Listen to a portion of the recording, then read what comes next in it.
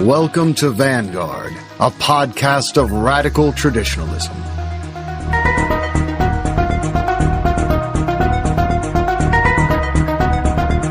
Here's your host, Richard Spencer.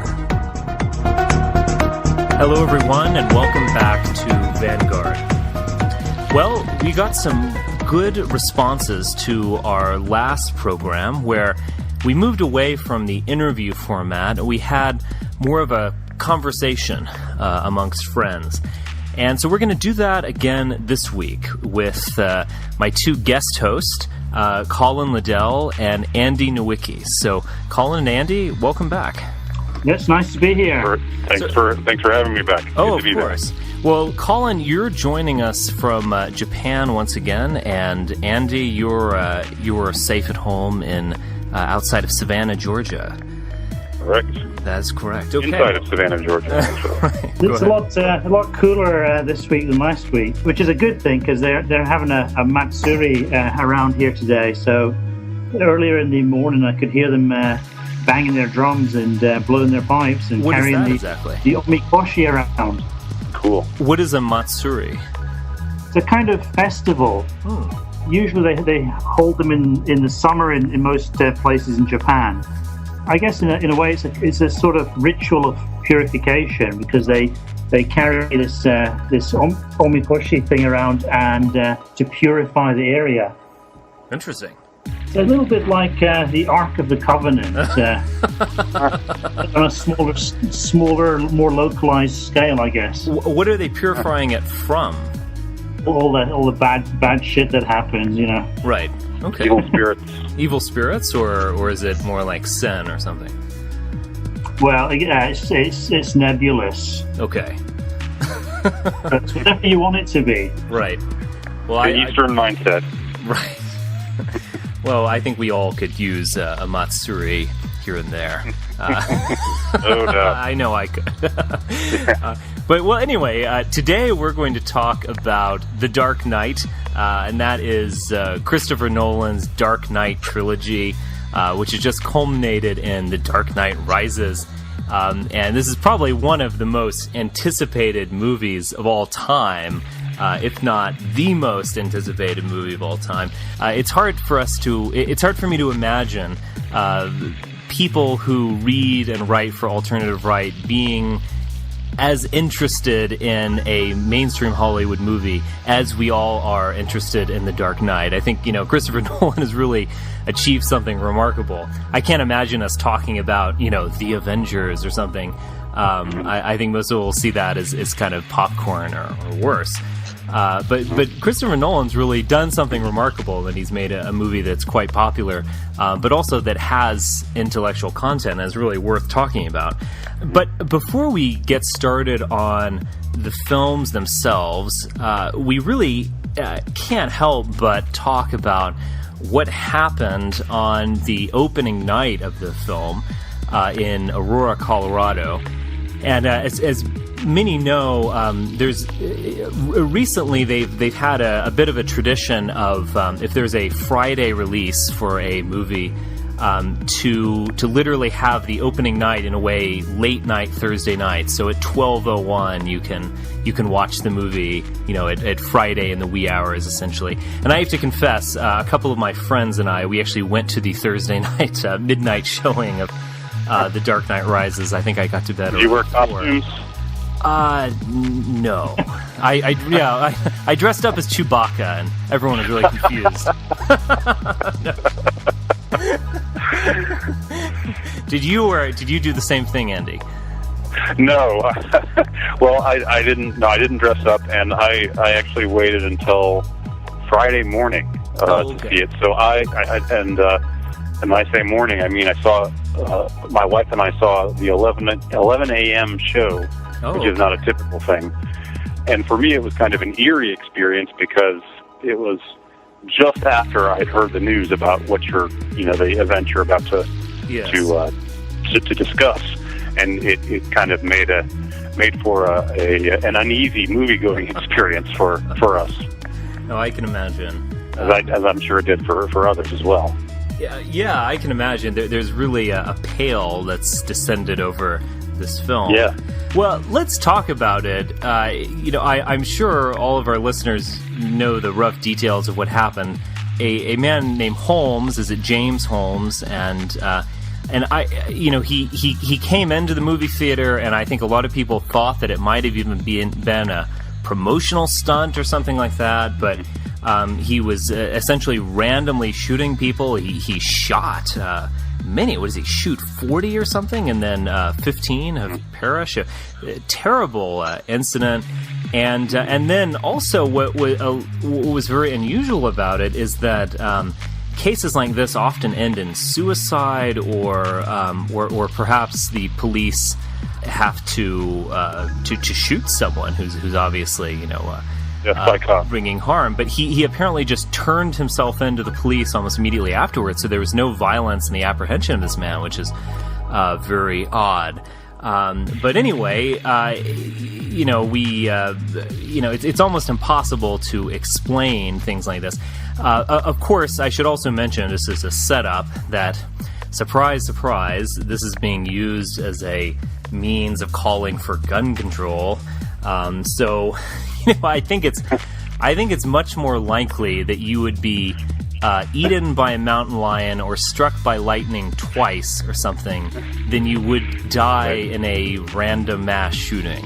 And yet, we want to take everyone's guns away to prevent random acts like this. So obviously, that whole argument for gun control based on this is quite illogical, but it's not at all surprising. But anyway, I guess that will set everything up in everyone's mind. But Andy, you actually wrote a novella about the Columbine shooting, and a young man who was in a way obsessed by the Columbine shooting. And so, what were your takes on this? There are obviously many similarities, beginning with the fact that they both took place in Colorado.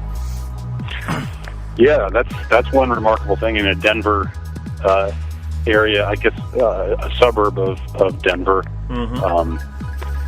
Aurora, Colorado. And yes, you're referring to of course, the Columbine Pilgrim, which I published through Countercurrents. And and I guess I've become the go-to guy in these circles for whenever some psycho goes off and shoots a bunch of people. It's up to me to say something profound about it. Of course, I am, interested in this incident and profoundly disturbed by it. As anyone would be. I'm following the stories about it, trying to make sense of it all, trying to see if there's some rationale, some rhyme or reason to why this guy chose to do it. And the only thing that we really know so far is that apparently it was said, some police chief said that he was told that when the guy gave himself up to the police, which he did apparently in the parking lot after, hauling off and shooting all these people, killing, 12, 13, 14, something like that, injuring 50 or so. He geared up. Apparently he had bought a ticket to the movie and then left through the exit door, propped it open. I mean, it's so strange just to think about this. Went to his car, put on a gas mask and a bulletproof vest and just totally geared up and got all his guns, and then went in and started running, going up and down the aisles and shooting, and never said anything to anyone until afterwards when he gave himself up. He said he was the Joker. And that's all that we really know about him at this point. He's taken into custody. Apparently, he's not talking. But his mother, when they called her the next day, said, "Oh yeah, you've got the right guy," or something like that. Which is a strange thing in some ways to think that your own mother would. I mean, because your mother, even no matter what you've done, you'd expect your mother to come to your defense. But she seems to be saying, "Nope, this makes perfect sense to me that he would do this." So he's claiming to be the Joker. Apparently, we just hear, through hearsay, and had dyed his hair orange or red or something to make himself look Jokerish. And that's about all we know, I guess, at this point. But the Joker himself, from the 2008 movie, is certainly one of the most mesmerizing motion picture villains of all time. Oh, yeah. The Heath Ledger's Joker. And it's, in some ways, he's a very, very disturbing character, but a very seductive figure in certain ways. There's something really appealing about him, as depraved and wicked as he is. You can kind of see how, if somebody's mentally vulnerable, this is the kind of character who, and maybe grandiose in some way. Yeah. But this is the kind of character, the kind of person who just who's got a grudge against the world and wants to foment chaos. Well, there's a line from The Dark Knight, which is that some people just want to watch the world burn, and I think that's clearly the Joker's character. He's a force of anarchy, and he wants to find that the society's weak point, and then he just wants to stick a knife into the weak point so that the whole thing will blow up. To mix a few metaphors there. So I think that, I agree. There might be something seductive. I mean, I'll just mention real briefly my take on the whole thing is that, when we saw Anders Breivik, he seemed to be all too sane. He was, I don't know even how to describe him because, clearly what he's doing is, I think it's easy to describe that as is obviously crazy, as you're not going to accomplish the goals you sought to accomplish, so on and so forth.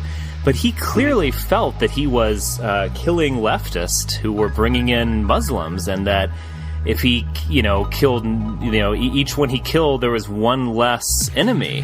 So he was clearly at war with society.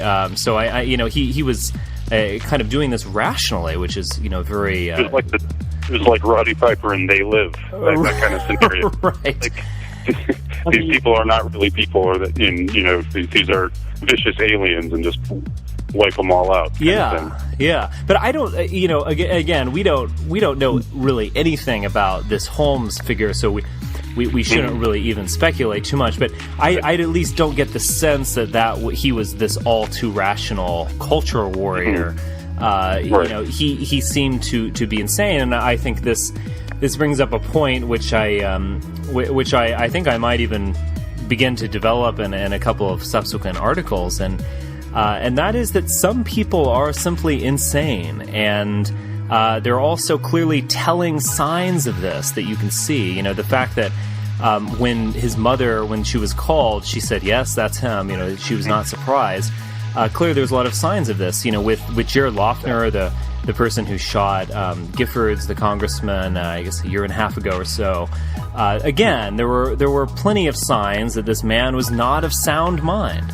Again, there are plenty of people who aren't of sound mind and they don't harm anyone, but clearly there were signs that were there, and it quite frankly makes me appreciate an earlier age when we had things like insane asylums for these people. And there's a kind of liberal myth about insane asylums as these horrible places where everyone's mistreated and malnourished, and it's bedlam. Actually, it's funny, the word bedlam, the etymology of that word is actually Bethlehem Hospital, which is an insane asylum in London, where I think literally some rich some aristocrats and the wealthy would actually go into Bethlehem or Bedlam and gawk at some of the poor people who were in there. But tip in generously as they did so, no doubt.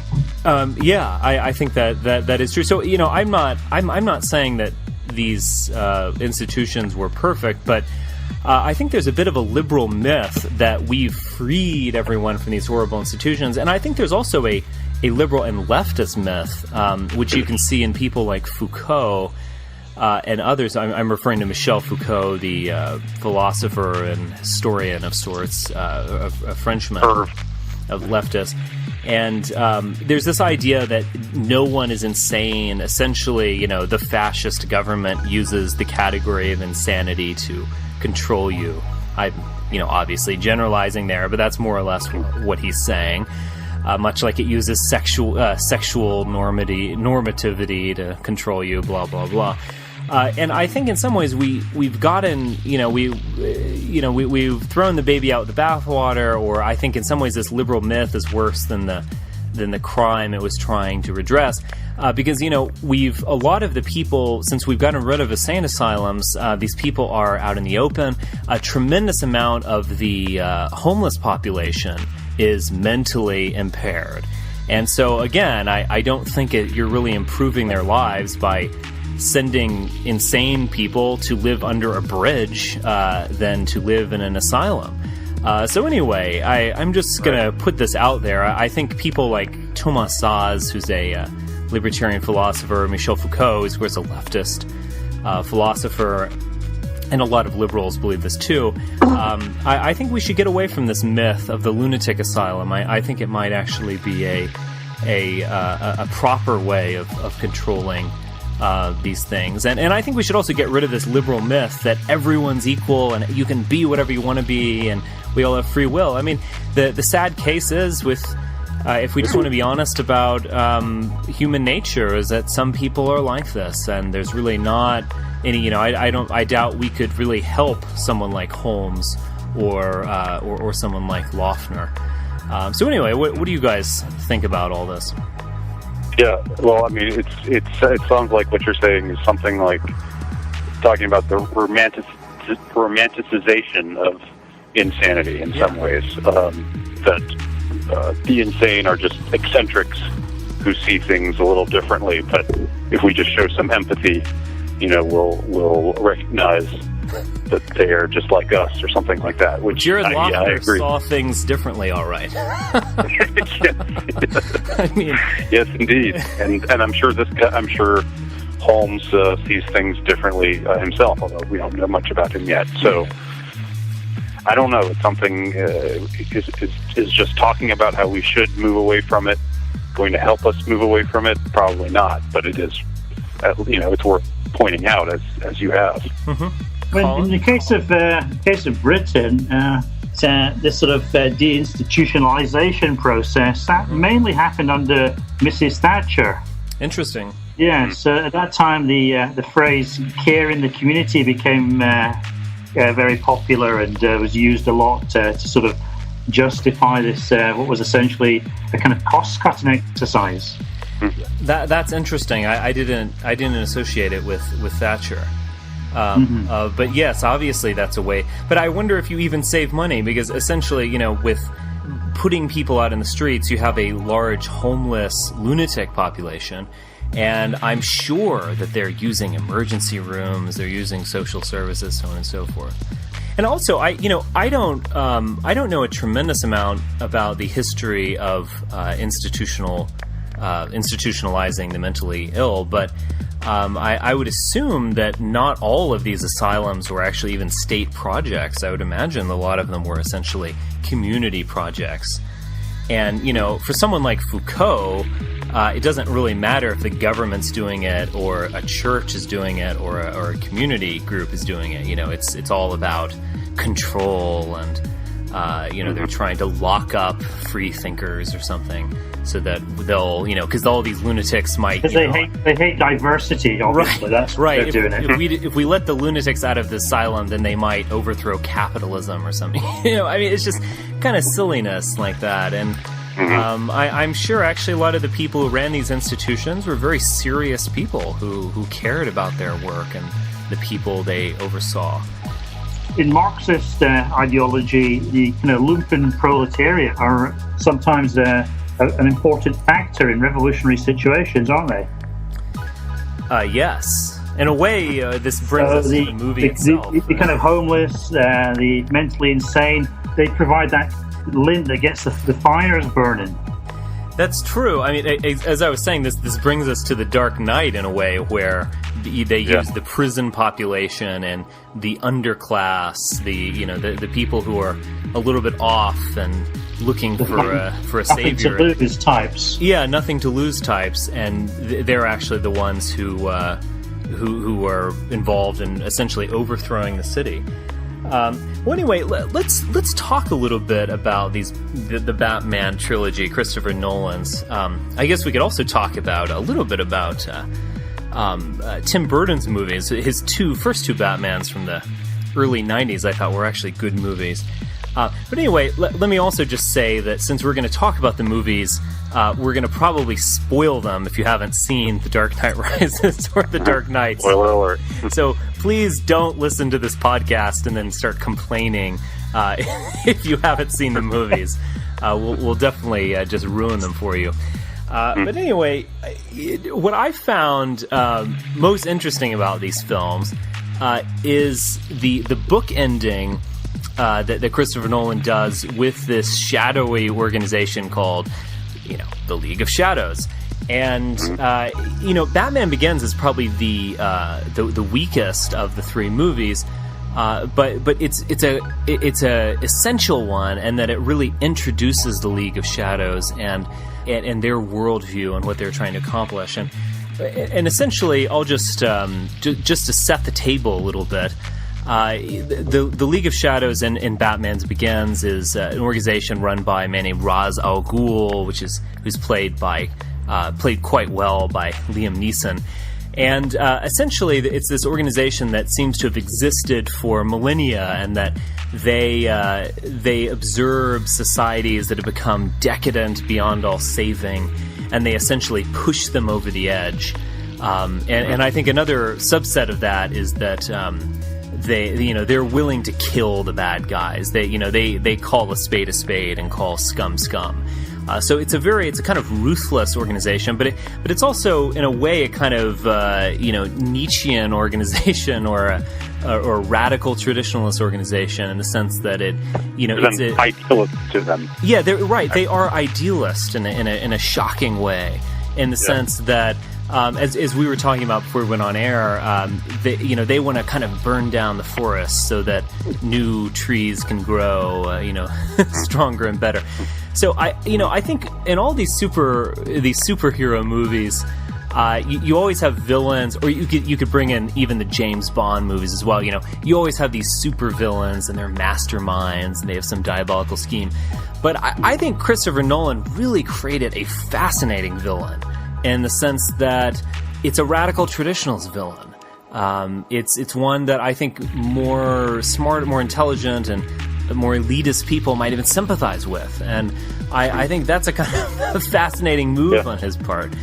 Subversive, you could say. Yeah, it is subversive. Because, I remember I was watching Batman Begins and The Dark Knight with two of my friends, and we were joking how, Ra's al Ghul is always wiser than Batman. Batman really can't answer his criticisms of Gotham.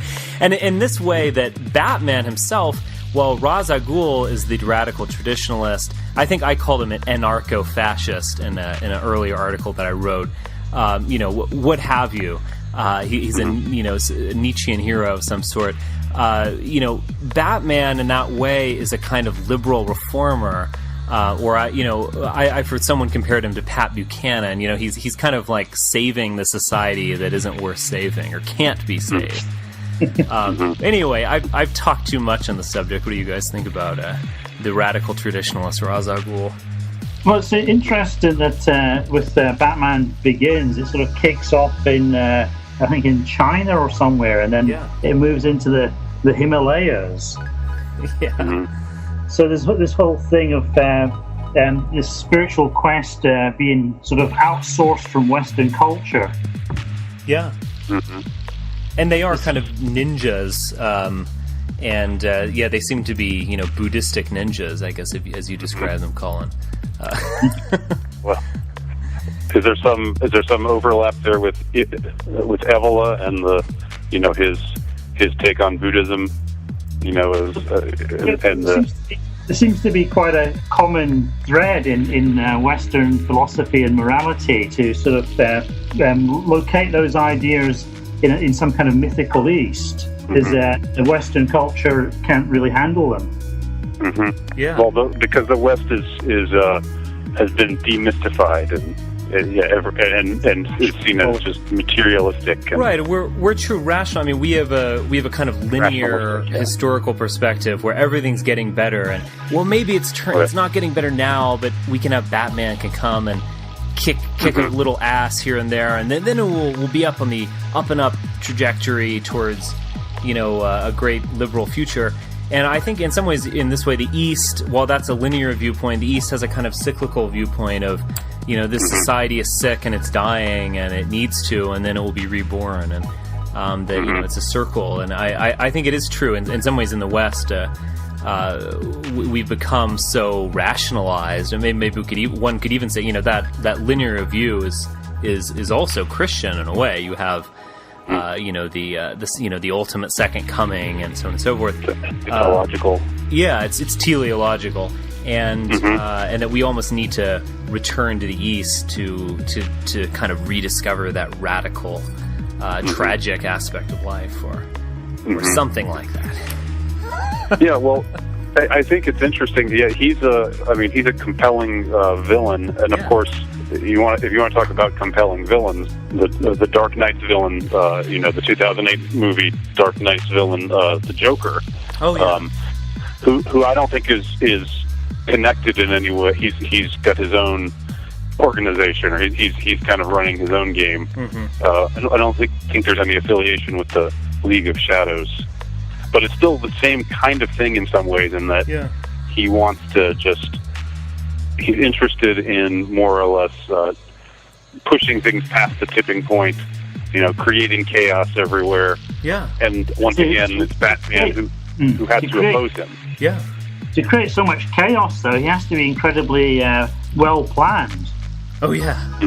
Oh, I mean, those... Everything's sort of perfectly choreographed, isn't it? You know what I mean? So... Oh yeah, those schemes he comes up with in The Dark Knight, they're plots within plots within plots. He really is a brilliant schemer. He doesn't just go walk around exactly shooting. What everybody's going to do before they do it. Yeah. And so everything's sort of based on that idea. Like when he meets all the crime leaders for the first time, and he does the magic trick with a pencil. Right. Yeah. He can only do that because he knows exactly how that particular goon is going to react and where he's actually going to stand. Yeah. This idea that he represents chaos and anarchy. That's a little bit more multifaceted, I think. You're saying he's sort of like a dark god in some ways, like a malevolent god. It sounds. Well, like yeah, you could read it like that, but he's presented as chaos, where in fact he actually represents incredibly detailed planning as well. Now, what do you guys think about of course, in The Dark Knight, there's the powerful scene where the Joker has it rigged, where there's two groups of people. One of them consists mostly of convicts from the prison, and the other is normal law-abiding citizens. And I'm glad gives them both this up. Yeah. Well, yeah. Let me set that up, because I'm glad you brought this up, because I've thought about this scene a lot, and I thought about also how it relates to The Dark Knight Rises, because I think in some ways Christopher Nolan kind of changes his view of the world a little bit. But just to set up that scene, to remind our listeners, it's basically the climactic scene in The Dark Knight, Batman 2, and the city is descending into chaos, and all these people are attempting to cross a waterway that, I guess Gotham is a lot like Manhattan. It looks like it's kind of an island of some sort, and people are crossing back over into New Jersey or whatever, and so there are a number of people on boats, including a group of convicts.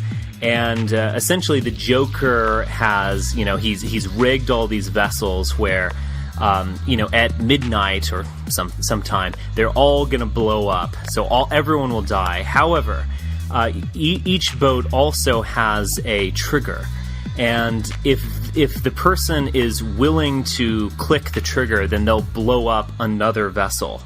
But if someone's willing to do that, then that boat will be saved, will be delivered by the Joker. So it's a kind of game. It's almost like the the Milgram experiment or something. He's trying to put people in a contrived situation in order to reveal that at the base level, they're just reptiles. They're just gonna selfish. Selfish reptiles. But I have to say, and also in that, before I say this, also in that scene, Batman, again, you see this kind of liberal reformer type. He's almost, it's almost silly. I mean, he's like, "You're wrong, Joker. The people of Gotham are good. I still believe in their humanity. They're liberal assholes just like me." No, just kidding. Just kidding. But he's saying they're still good. And so essentially all of the people of Gotham, they take a vote at one point, and but they're ultimately unwilling to pull the trigger and blow up another vessel, even if that vessel is full of convicted murderers and felons. And right. and it's a little bit even more sentimental, where the vessel filled with convicted murderers and felons, they don't pull the trigger on the other vessels. So these people, despite the fact that they're all in the penitentiary for killing people, apparently they don't want to kill people when it could really matter. But I have a kind of really maybe cynical view. Maybe this will offend people, but for goodness sakes, man. I mean, don't we understand the Joker's scheme here? I mean, they're all going to die. Isn't it better? It's braver to be the person to say, "Listen, I'm going to pull that trigger, and I know it is going to kill these 75 convicts, but I'm going to save us and 1,000 other people." I mean, isn't that actually that's cruel? But isn't that also heroic? I mean, is that really immoral to make that decision? I don't think so. I mean, it's in some ways all of those people who aren't willing to pull the trigger. It's not so much that they're all moral; it's that they're cowards. I don't know. I mean, I've told this to people, and people think I'm some awful person, but for saying that. But and obviously, I'm not. If I were in that situation, who knows how I would act. But stepping back a little bit, it looks like the people of Gotham are cowards. It's like, "You're wrong, Joker. They're all cowards. Don't you understand? They're just brute beasts, and they're afraid to do anything. They're pathetic boobs. They need me, Batman, to save them." Oh, got it. That wouldn't be quite so heartwarming if he said that. No. But well, every movie needs its little moments of comic relief, anyway. But actually, in that scene, the way I read it was that the people are all rejecting the system, and so the system is set up by the Joker, and so he becomes a de facto god or government or whatever, and he says this is how things are, and this is the choices you have to make. And everybody kind of rejects the system. That sounds like the Marxian reading, which is that they reject the system and they have all this, the communality and, that we'll all work together and we're not going to play this game anymore. Yeah, we're going to play your class war game for you. We're going to just all unite and do exactly what you don't want any of us to do. Yeah. Am I just the sentimentalist here? But I mean, was I the only one who thought it was really kind of powerful when the big scary black convict guy he says to the warden, "Look, I know you want to do it, but you're scared to, so here, give me the lever and I'll push the button," and he gives it to him, and then he throws it out of the boat. Yes, I thought that was a really kind of powerful moment. Yes, you are sentimental for liking that. Because that's a silly Americanism where we believe that all these big, massive, dangerous black Muslims are actually all like gooey teddy bears at heart, and so we should all let them into our societies and pamper them. Well, no, it was just that it was a surprising. I mean, I wasn't expecting to see it happen, and I don't know if it was saying that everybody who looks like a thug really is a teddy bear underneath it all, but I don't know. I thought that was I like that moment, but it's okay. You're wrong, Joker. Muslims are wonderful people. We need to tolerate the diversity and bring them into our society. No. Let's say that. Yeah, but I mean, I think that calls into question just how, what is Nolan's take on everything that's happening? I mean, you guys have said a couple different things, with Colin's take on the Joker being the new god or the one who runs the system, and Richard, you saying that that maybe things were how would you put it? I don't know, just your idea that I think maybe the people of Gotham were cowards, that they but they were cowards that pulled the trigger.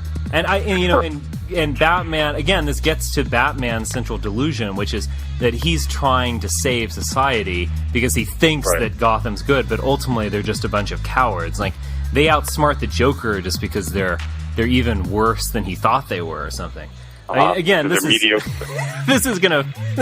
won't endear me to most listeners. But anyway, this moment in the movie is sort of set up before when I think the Joker says something about when the chips are down, these civilized people will eat each other. Yeah, right. Yeah. He says that I think before that moment is set up. This is the whole logic of the movies. Before that part is that they should basically blow each other up. Yeah. Well, and also, this actually brings... you brought up exactly what I was thinking, is that I think this transitions back to Batman Begins, but also to The Dark Knight Rises, because in some ways, all of the films are about Gotham and Gotham as a representation of civilization itself, as always on the verge of collapsing into animalistic fury. I mean, in Batman Begins, they put poison in the water, and they turn everyone into beast. They put the fear of God in everyone, and essentially that the bad part of town, they are starting to eat each other and attack one another. And in some ways, I think in the 2008 The Dark Knight, Nolan presents an almost sentimental view of man. Where he presents, the people of Gotham are good, there is redemption, Batman can save them. But in The Dark Knight Rises, I think he actually presents the exact opposite, because there you have someone who is no more smarter than the Joker, and I'm talking about Bane, who's the central villain, but he is actually able to achieve a kind of upturning of society, where up is down, high is low, good is bad, so on and so forth. And essentially, what just to remind our listeners, Bane comes in and they're able to trap all of the police officers underground. They're able to blow up everything. They blow up a football game, and they're certainly terrorizing people. But then he also tells them that their whole way of life is based on a lie, that they believe that Harvey Dent was this wonderful DA, and that, in his honor, we should lock up all these criminals. But actually, Harvey Dent turned into a madman at the end of his life, and so all these people are locked up unjustly, and we need to, therefore, redistribute all wealth, and the high shall be low again, and so on and so forth. So, but he actually accomplishes that. I mean, Gotham really becomes it becomes bedlam in a way. You have these evocations of the French Revolution or the Paris Commune, where you have these show trials, or maybe Bolshevik Russia, what have you. You have these kind of bizarre show trials where they're convicting people on behalf of the people and just killing them. And mob rule. Mob rule, and they're going into rich people's homes and tearing them out of their beds, and ransacking their places, and so you really have, like, in a way, in The Dark Knight Rises, you have this view of man as essentially terrible. He's an animal, he's grasping, and so I think in a way, I mean, this gets me to my ultimate interpretation of The Dark Knight Rises, which is it's a kind of statist and fascistic film, in the sense that you need people like Batman who act totally outside the law, and you need someone like Batman supporting the state, represented by the police. And at the end of the day, it's the state versus the grasping, animalistic people, and you literally have that. I mean, it's very CNN. Yeah, the climactic scene is literally the police, the government, fighting the deranged mobs, in fist fights and fisticuffs and bullets and all this kind of stuff. The police are the good guys. And the police are the good guys. And in Batman, I remember, in this thing, I remember before he does this, when he finally comes back, he he lights this flame, and there's this big symbol of the bat, on a bridge, and I thought that was just so fascist. It was just, it might as well have been a swastika or a fasces or something. He was like, behold the power of government. We're gonna beat you up unless you obey. And I'm being a little bit outrageous here, of course, but at the end of the day, I kind of agree with them. I guess I'm a kind of statist at heart. I think you do need to have order. There needs to be sovereignty, and in a way, Batman kind of represents sovereignty in the sense that he is bound by nothing. He's not bound by law. He's not bound by God. He can break every rule, but in order to set things right and perpetuate the state. So anyway, he has to do it kind of my unofficially. Yeah, right. And he must do it unofficially. He props up the police because the police are all nincompoops. The police can't ever catch Batman. They fail in humorous ways, and so but Batman needs to kind of prop them up. So you're saying that they should officially recognize that reality, but in the movie, because it reflects modern day society, the whole thing has to be pushed underground into this outsider superhero character. Well, what I'm saying is that the trilogy, he's made this trilogy over the course of I guess around 7 years or so, and I think he's had maybe slightly different visions of Batman throughout, and at some level Batman is the outsider. I mean, clearly he's beyond the law. But I think just the message of The Dark Knight is that, we need someone who is truly sovereign so that he can prop up the government, and left to their own devices, men are animals. I think those are basically the two wonderful lessons of The Dark Knight Rises. Well, I agree. It's an extraordinary scene. Aesthetically speaking, it's again somewhat subversive of just our reflexive sensibilities today. The scene where the police are all in uniform and they're all marching on these mercenary anarchists with their ragged clothes, these thugs, or these people in tatters and everything. Occupy Wall Street. And the men in uniform are the good guys. And they're the ones we're rooting for, whereas the scruffy, rugged Occupy Wall Street types, that the ones that we're usually trained by Hollywood to cheer for, are the bad guys. Yeah. It's I imagine that induces some cognitive dissonance in some viewers, just maybe without even them knowing it, but just because they're so familiar, they're so used to it being the other way around. Oh yeah. Well, and then also, there's a double irony because, as we know, the government, including the police, are some of the greatest or worst enforcers of political correctness. Yeah, sure. But obviously, in a way, in the Christopher Nolan world, all of the PC stuff has kind of gone out the window. It's all about anarchy versus the state. And so it's kind of a more of a clear cut, fitting for a comic book in a way. And also, this also gets. There are two more issues. Well, I guess there are a couple more issues. We might have to just make this an epic long podcast in order to do justice to the film. But a couple more issues relating to all this, and that is that there always has to be the big lie, and I think Christopher Nolan. I think he endorses the fact that societies function on some kind of big lie, and that it's necessary, and it might be bad if you look at it too close, but it's necessary for a healthy functioning society. And I think this is a kind of theme that you can see recurring throughout Christopher Nolan's work. You can see the idea of a lie as a theme in Memento. Clearly the lie is a theme and one of a very entertaining movie he did called The Prestige about magicians.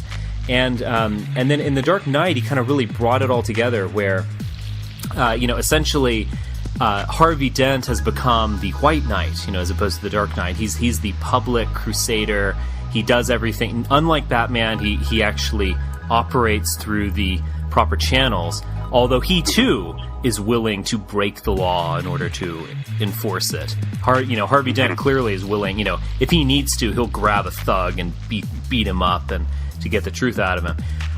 And so, at the end of it, what they do is that, we need, despite the fact that Harvey, after he was deformed and he lost Rachel Dawes, despite the fact that he went crazy and became a horrible caricature of himself, we need to prop him up as a great man, and this will inspire society. And it again reminds me of the line from The Man Who Shot Liberty Valance, which we don't have to go into here, but that's really a wonderful movie by John Ford, and a very dialectical movie. And essentially, the great line at the very end is, there's the truth and the legend, and you print the legend. And that was what they did with Harvey Dent. They print the legend. They lied about who he is in order to kind of keep society going. And in order, as you learn in the beginning of The Dark Knight Rises, they created a Harvey Dent Act, which seems to be some totalitarian Patriot Act like thing, where they just essentially locked up all the bad guys. Which is pretty much what we do today, too, in terms of our prison population, which is, shockingly large. So, anyway, that's just what I think the Christopher Nolan is presenting. And so, my conclusion is that Nolan, and I don't mean this as a criticism, he is a kind of statist, almost fascist-like thinker. And he's presenting this under the guise of a mainstream popular comic book movie, which is kind of hilarious in a way. Well, I remember actually when The Dark Knight came out, there were some neocons who were saying that it was a pro George W. Bush movie for some of the same reasons you're saying.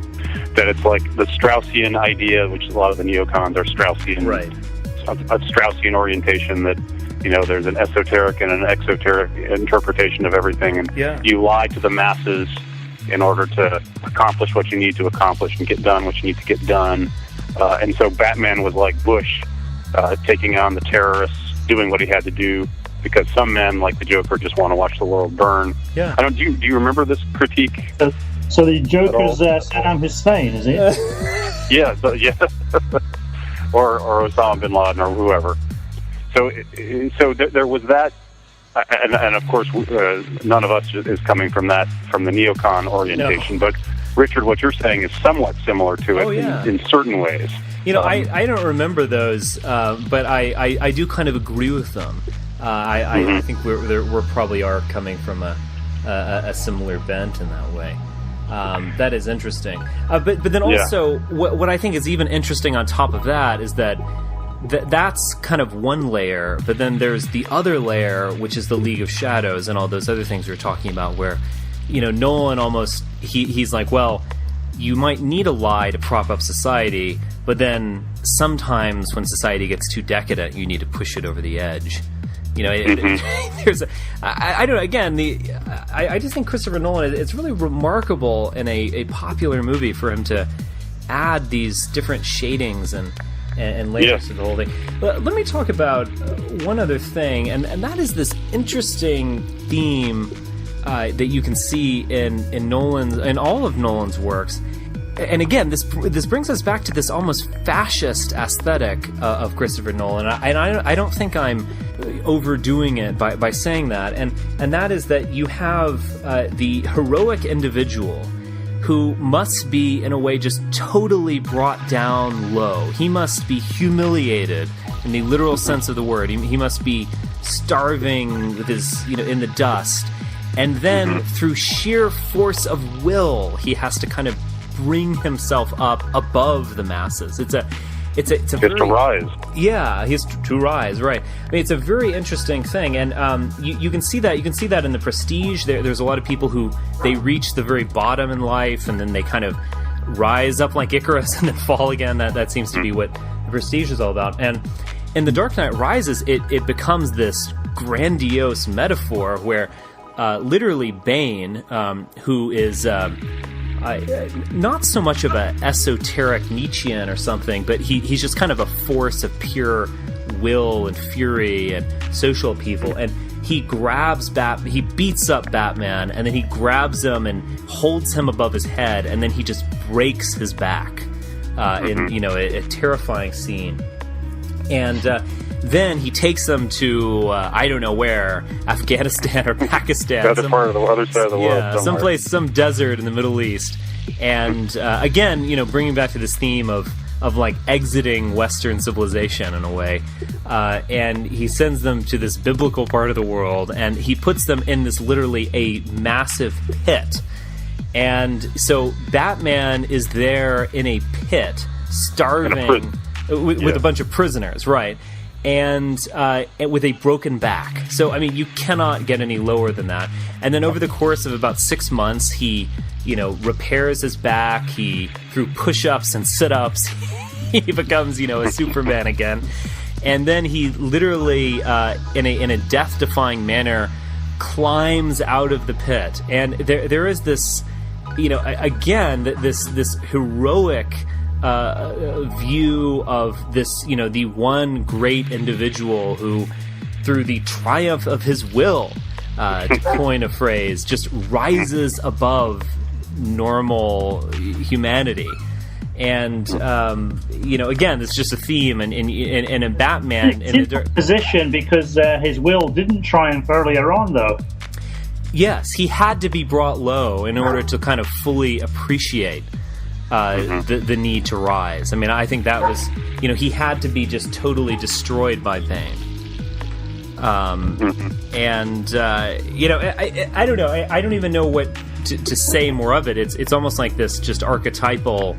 It's not even a metaphor. It sounds very similar to what used to happen to Clint Eastwood in all those spaghetti westerns he did back in the 1960s. Yeah.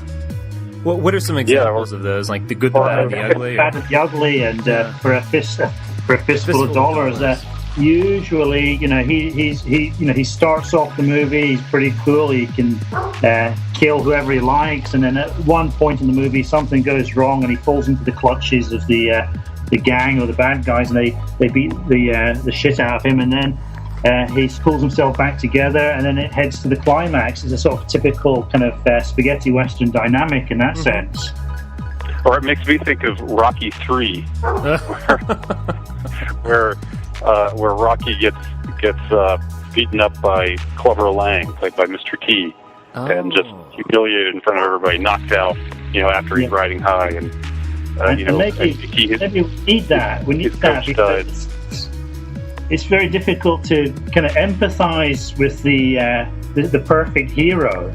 So when they are subjected to pain and humiliation, it makes it easier for people to feel some kind of sympathy. That is an interesting point about the Batmans, because in Tim Burton's two Batmans, Batman and Batman Returns, which I also think are good movies. I think those are very aesthetically interesting. Batman is really a kind of Superman figure. You do learn about his parents' death, which always recurs, but you don't really learn how he became Batman, and Batman never really bleeds in those movies. He's pretty much perfect, unless, I don't know, maybe some might disagree with me. He really is a kind of cartoon hero, but in Nolan's, you have to see Batman. You have to see his rise. You have to see him be down low. You have to see him bleed. You have to see him as rising above. But again, it's not like this is some democratic Batman of the people. Again, it's this almost kind of mythic view of this man who through sheer will becomes a god. Anyway, I find it, at the very least, just the ambition of Nolan, this grandiose vision that he presents. I just kind of admire it just for pulling it off in a way. But anyway, but the fact that it's so successful and so popular make it automatically a bit suspect, and that what he's doing is not really. There's no real message. I mean, I think what's the expression? It's I think the Joker said that in The Dark Knight. It's not about money. It's about sending a message. Yeah. And you could maybe turn that around and say it's not about sending a message. It's about the money. And whatever he's doing, it's very, very successful. And that must be any filmmaker's primary focus, not to sort of send out little sort of politically incorrect messages. Well, this is an interesting question, and I disagree with you in a way. I think Christopher Nolan is able to walk a certain tightrope, and also maybe even to bring back that exoteric and esoteric theme. That's what I was going to say. You know, when you think about it, you know, I think those Tim Burton films were quite good. I don't think they're as good as Christopher Nolan's, but I do think they're good movies. And but then Batman and kind of the late 90s, he became this silly commodity, and so you had, you know, this movie Batman and Robin is I've actually never seen it, but I've seen clips of it. And it really is one of the worst movies ever made. It's truly silly. They made a movie in order to sell toys to children. You know, it's shameless. And I think actually even I saw something where the filmmakers were admitting this. They were like, well, the toy manufacturers wanted this scene, or you know, kind of. I mean, it was a horrible thing. And I think Christopher Nolan he walks a tightrope, because on one side you have you're doing a Batman, and you have baked into the cake, you have successful movies that came before, so you have a built-in audience. People just, for whatever reason, they like cartoon movies, superhero movies. And you've also just got the violence. You know, who doesn't like to watch a bad guy get his face beaten in? And you've got the cars and the technology. So, you know, you know, this Christopher Nolan's Batman is very James Bond-like. He has all these cars, and he has like a Q gadget wizard, who's of course, you know, a black man. Is, you know, we don't have to go into that. But anyway, you know, so he kind of has all that. He has all that populist material there, so that will bring in the audience. And I think, but what makes it interesting, and what makes also people really love these movies, is that he brings in the intelligent people as well with some of these things. And I think some of the things like the League of Shadows and just these, you know, heroic version of man, or the Big Lie, those are kind of right-wing themes, you know, writ large. But I think they resonate with people even who wouldn't want to articulate them as such. They resonate with people who don't actually realize that they're right-wing. Exactly. I think that's true. Because there's no left-wing myth, real primal myth. You know, all great myths are about heroism, or the archetypal myths are about the wickedness of human nature, or the horribleness of living itself. I think, you know, Oedipus at Colonus, doesn't he learn that the mystery of life is better you were not born?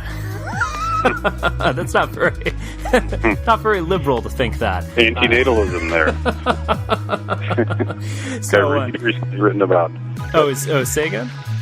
It reminds me of antinatalism when I wrote about Anne Scherzinger's novel Nowhere, which is the philosophy of antinatalism, better never to have been born. Kind of makes me think of that. Yeah, I think it's more profound when Oedipus comes to that realization than some birth control advocate or something. But yeah, so, you know, again, those are kind of conservative in a profound sense of the word, right wing. The left's myth is only equality, and equality's boring, you know, at the end of the day. Yeah.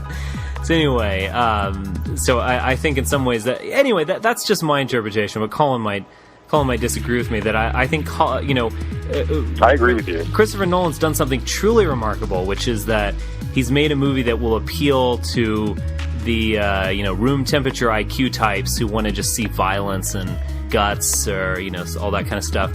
But then he's actually cool cars, and the gadgets, But then he's sneaked in all these primal archetypal stuff.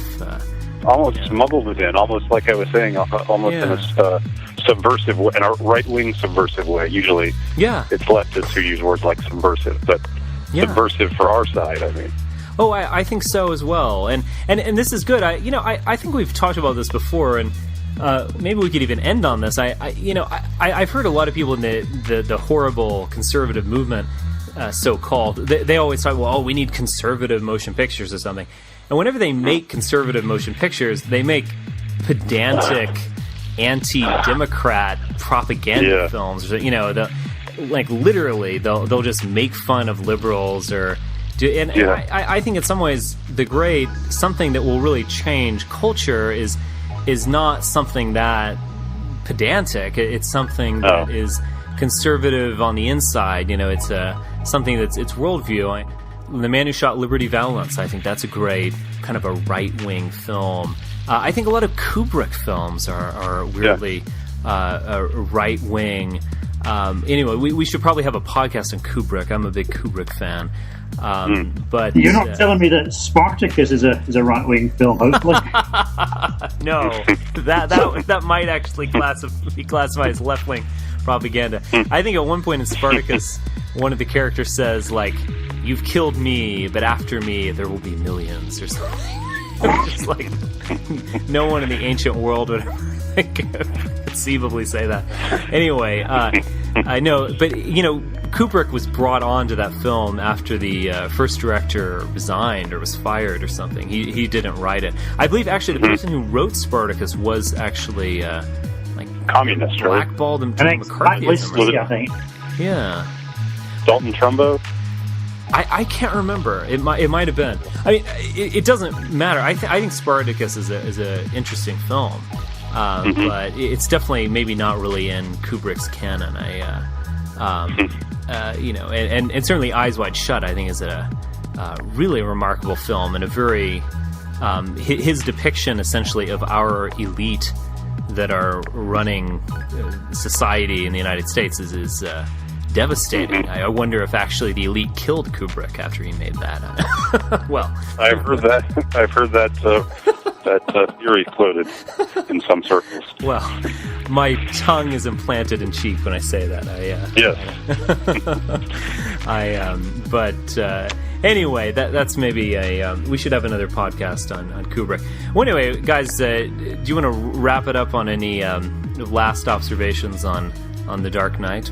I'm going to write about this soon, actually. It's interesting in that we see, in some way, death sulking this trilogy, both with the Heath Ledger story, his death before The Dark Knight was released, and the kind of sensation that created and the allure it added to the character. Not that it really needed it, because he was already terrific in the role. But now with this tragedy in Aurora, Colorado, this horrific mass shooting on opening night, it's just kind of, and I don't want to blow my wad here, but I'm just going to tease it. I just think it's a very interesting thing that this is happening. Like you say, it's got all the stuff that the masses want, but it's also at the same time very deep and dark, a trilogy.